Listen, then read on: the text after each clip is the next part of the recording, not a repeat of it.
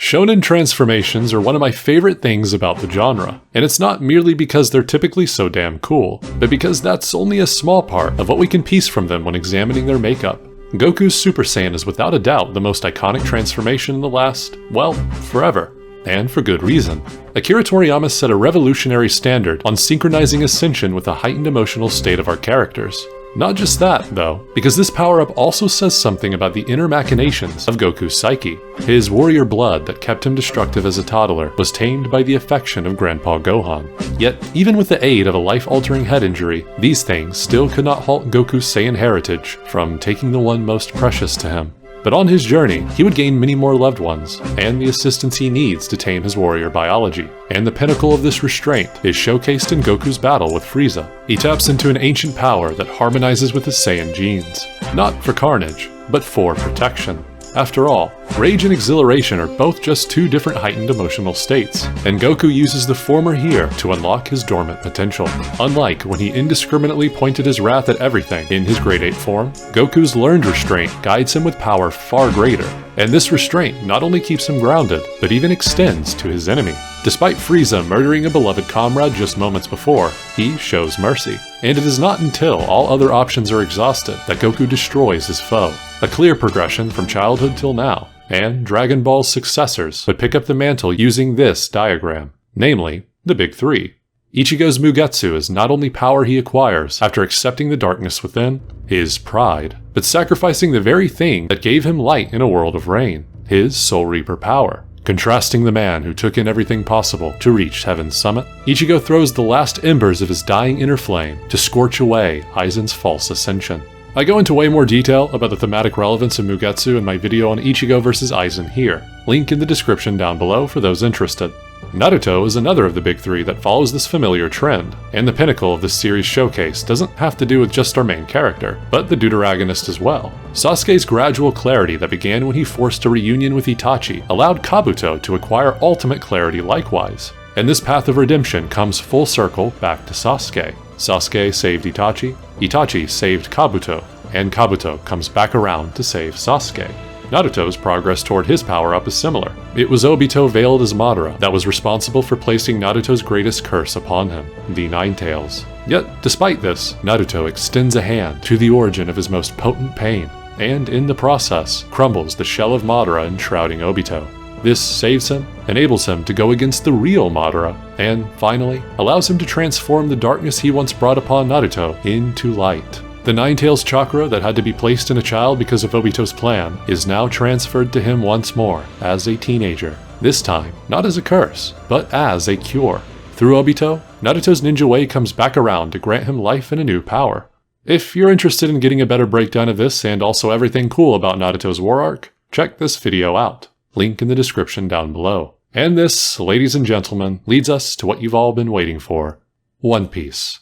So why did I spend the entire intro of this video elaborating how other shonen utilize concept of power-ups to further enhance the thematic resonance of its characters? Well, mostly because I love them and want any excuse to gush about them, but also because I want to showcase how One Piece goes one step further beyond Dragon Ball's diagram. How Gear 5 not only says a lot about Luffy, and by extension the story, but how much it says about One Piece's overarching world. But before that, let's go back. Back to the first massive upgrade for our main character, which wasn't reserved just for him, but for his entire crew as well.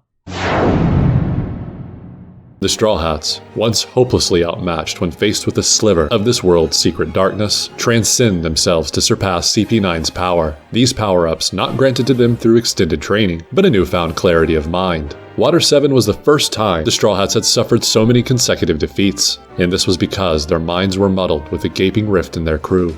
Now, they have persevered past that with their resolve screaming out in unison. Will is even more important than prowess in battle.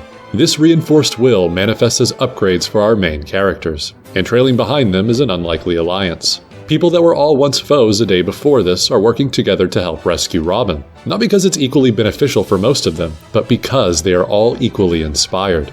Not just by Luffy's light anymore, but by the projected light of the entire crew. If freedom is being robbed in front of them, then they will break the subjugating chains from heaven together. This notion only being strengthened by the final act of the arc. It isn't Luffy's words that come before the final blows, but Usopp's. a man whose mind was the most muddled out of them all during their greatest turmoil. But here, growing past and moving past it all with the helpful guidance of another light's words, rekindles Luffy's light, giving him one last spark to ignite the embers of victory.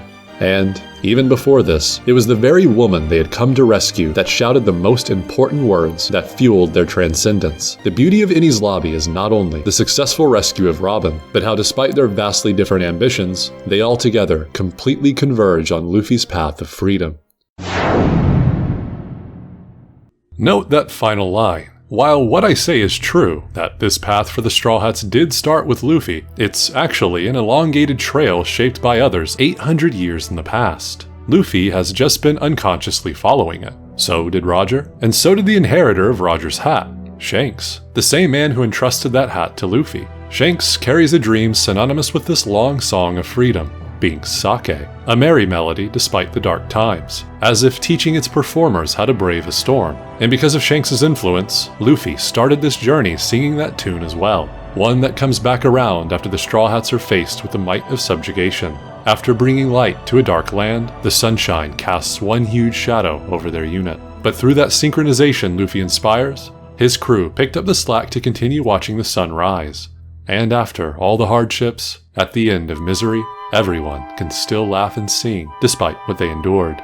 The song of choice being sake, a symphony encapsulating the soul of piracy, one that conveys no matter how rough the seas get, to be a true pirate means the aptitude to brave them with a smile, to welcome night if it means reaching dawn. Even if governments and regulations impede personal liberty, the people who hoist the skull and crossbones demonstrate their willingness to fight that current, thereby claiming absolute glee. In other words, absolute freedom. Because, after all, fundamentally, everyone's journey in One Piece is about freedom, even the subjugators. Before Wano, the best example comes in the form of Skypiea, two sides of the same coin. One man who laughs in order to guise his conformity to a withering age, and another who laughs at that farce, the guffaw of a new era. Yet, between these two polarities, Luffy's face remains neutral, because neither cowardice nor bravery mean much in a vacuum, especially given that these two sides would reverse soon after this. Bellamy would find the gumption to chase the legend himself, and Blackbeard would scheme shortcuts to take what others earn through valor. What Luffy seeks is beyond simple portrayal. He wants to see beyond the known, not merely boast about having the means and motive. And when he does find what he seeks through sheer tenacity, his enthusiasm shines through with an unwavering smile, bringing hope to a land cowering before the shadow of a false god, a rich history, and a rift left ever widening by the forgotten echoes of an unfulfilled promise. The Shandians cannot convey their remembrance to no one's ancestor below. Gonfall cannot make peace with a land scarred by his predecessors, and no one can match the almighty force disallowing everyone to move forward, trapping them in a cycle of perpetual conflict and fear. But in the eye of an invalid god's storm, a joyous rubber man laughs amidst a bonfire, his dancing shadow cast by the flames, mimicking the form of sun god Nika, a true god of freedom. The drums beat, and Luffy dances to their tempo, influencing everyone around him to laugh as well. This scene, a perfect microcosm for what our main character will eventually do for the entire world. Not because he's destined to, but because the world is fated to see that dawn. Just like an inevitable day will come when the golden bell sings again, Luffy just happens to be the man that yearns to ring it. And that he does. When a false god challenges a man with a true god lurking inside him, Enel is completely nullified. He too yearned to obtain more freedom, but solely for himself.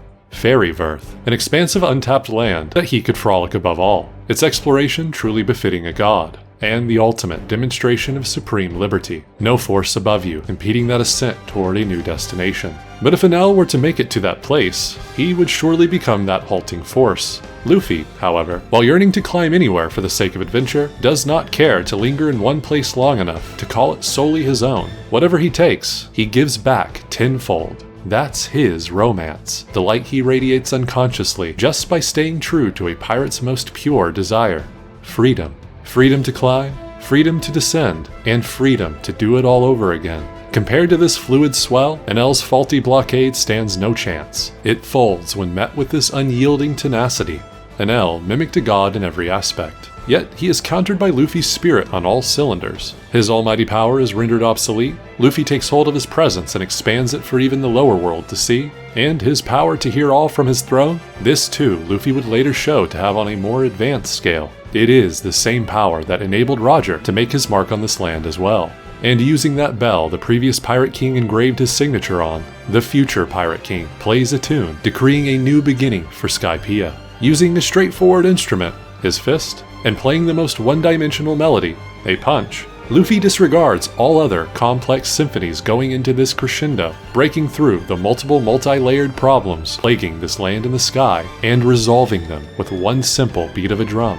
This is the exact song that will one day play for the entire globe to hear, and it will manifest after Luffy defeats the supreme false god above everything.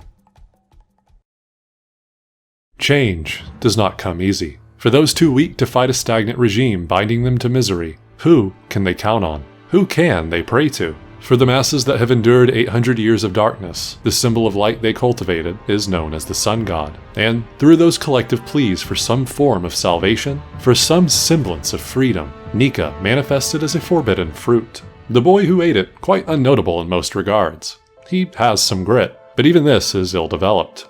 However, what does slowly awaken this mock food's potential is Luffy's dream, destiny, people's dreams, and the changing times. These three things are what Gold Roger claimed to be unstoppable. It is the world's destiny that light will one day touch the globe again. It is the people's dreams to see it shine on the horizon, and it is the new changing era that will make it happen. Luffy has a dream perfectly synonymous with these prayers around the world. Because of this, Nika chose him. But that doesn't mean he will awaken that god's potential. After all, it hasn't been seen for 800 years. The world has been waiting for its destiny. And while Luffy may have a dream that can fulfill it, he'd first have to lead these changing times toward his vision. The three unstoppable things Roger mentioned, they were always tied to the world, not one sole individual. Even the ultimate black mass looming above cannot silence it completely in any age. Starting with our main character's dream, a path is formed, and only by reaching the highest point of this long road can Luffy see the final destination, the world's destiny. By having a drive synonymous with absolute liberation, Luffy acquired his Devil Fruit, and by sailing to the front of these changing times, Luffy will become Pirate King, the very title he needs to counter the ultimate darkness and actualize the world's destiny, ushering in a new dawn. And the start of this actualization manifests in Wano. Time and time again before he arrived at this land of samurai, Luffy harmonized with his fruit as he fought. He upgraded more and more, slowly but surely expanding the capacity of what he could do. Recall the first time he went beyond his power's potential. What did CP9 represent? The dark side of the world government, the silencing shadow that carries out the will of its morbid creator. Luffy's upgrade is symbolic in that it is the first beam of Nika's light that shines through in response to the darkest force he's faced.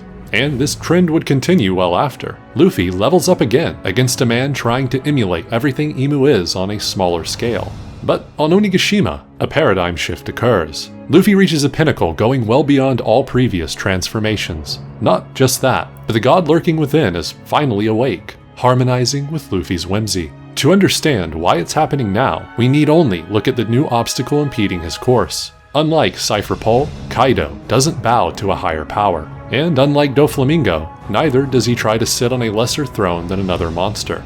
Kaido has his own crown, his own plan for the world. But alas, this is merely a means to an end. The King of Beasts yearns to claim the title of One Piece not to create a new world, but to end the current one, including himself. Since he gave up on freedom absent of subjugation, he also gave up on a brighter future. He saw a glimmer of hope when he clashed with Odin, but that full sight was obscured from him with his allies' intervention. Odin could not fulfill Joy Boy's will, but he does push forward a future that can, and smiles as death greets him. Because, in this moment, he's not looking at his present fate, but the future's dawn. And that sight he gazed upon is internalized within one rubber pirate. Kaido yearns to see that full scenery. The rays Odin's freeborn spirit radiated, a picture called Joy Boy. Perhaps if that fable-like figure exists, then this world can change. Kaido gave up on seeing beyond it, beyond his self-destructive carnage, beyond Odin's demise. Yet despite falling time and time again, Luffy continues to look beyond the current world's horizon. he continues to bounce back, because there are still people counting on him, and even more who haven't stopped believing in a better future. And when Luffy's heartbeat flatlines, his comrades persist to keep fighting for that thing everyone equally desires. The people of Wano continue wishing for it as well. And even the enemy, the very man impeding what they all collectively want, he too, deep down, yearns to see a figure grand enough to eclipse him, because it will mean someone has finally come that can change the world. Luffy hears these collective wishes of his friends, strangers, and foes alike, all of them translated as a song relayed to his heart, the place Nika lies dormant. Through these cries echoing toward the future and Luffy's refusal to be flattened, the Sun God finally emerges to grant that most prevalent wish, this power reviving Luffy with a timeless rhythm. His form plays a song that compels even opponents to dance along, a symphony as contagious as Bink's sake animated and humanized through our main character's peak, and paralleling the new Joy Boy's unwavering smile when faced with his toughest obstacle yet, the form he takes mirrors the moon's brilliant white hue, a symbol of the biggest light immersed in a sky of darkness, guiding the stars toward a new day's dawn.